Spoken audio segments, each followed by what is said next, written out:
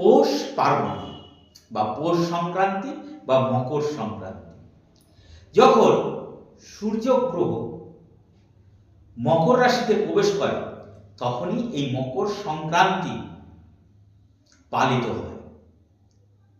এই মকর সংক্রান্তিতে বিশেষ কিছু টোটকা যা মেনে চললে আপনার গৃহে সুখ সমৃদ্ধি ভরে উঠবে এবং বাড়িতে শান্তি ফিরবে, অর্থনৈতিক এবং যে কোনো স্থানে আপনার সুনাম এবং সৌভাগ্যের বৃদ্ধি ঘটবে।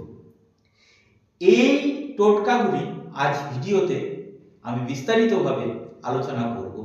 তার আগে বলে রাখি, যদি কারো জ্যোতিষশাস্ত্র বিষয়ক, হস্তরেখা বিষয়ক এবং বাস্তুশাস্ত্র বিষয়ক কোনো পরামর্শের প্রয়োজন হয় অবশ্যই স্ক্রিনে দেওয়া নাম্বারে যোগাযোগ করবেন। আর ভিডিওটি ভালো লাগলে লাইক, কমেন্ট ও সাবস্ক্রাইবের মাধ্যমে পাশে থাকবেন। এবার আসি বিস্তারিত আলোচনায়। এই দিনে, পৌষ সংক্রান্তির দিনে বাড়ির মহিলারা অবশ্যই সকালবেলায় স্নান সেরে ভগবানের নামে ভোগ নিবেদন করুন।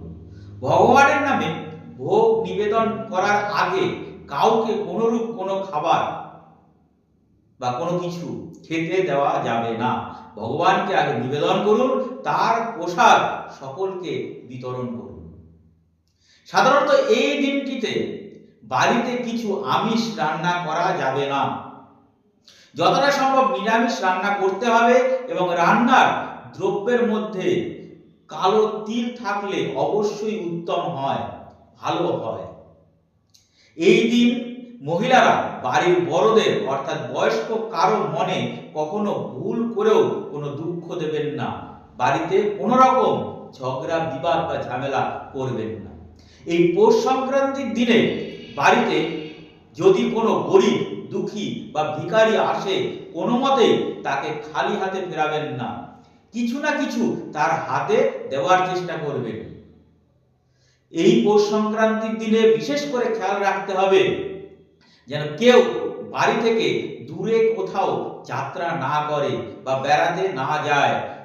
বাড়ির বাইরে যাতে রাত কাটানোর জন্য না যায়।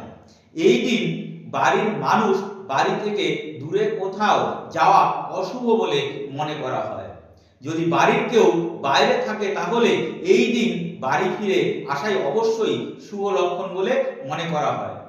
বাড়ির সকলে মিলে এই উৎসবটি একসঙ্গে পালন করুন। এই পৌষ সংক্রান্তির দিনে হলুদ বস্ত্র পরে সূর্যদেবকে জল অর্পণ করুন এবং পুজোর সময় সূর্য চল্লিশা পাঠ করতে ভুলবেন না। অবশ্যই আপনার বাড়ির সৌভাগ্য বৃদ্ধি ঘটবে। মনে করা হয় এই দিনে বাড়িতে খিচুড়ি খাওয়া বা খিচুড়ি দান করা খুব ভালো। যাই হোক, আজ এই টোটকা এ পর্যন্তই। সকলে ভালো থাকবেন, সুস্থ থাকবেন। নমস্কার।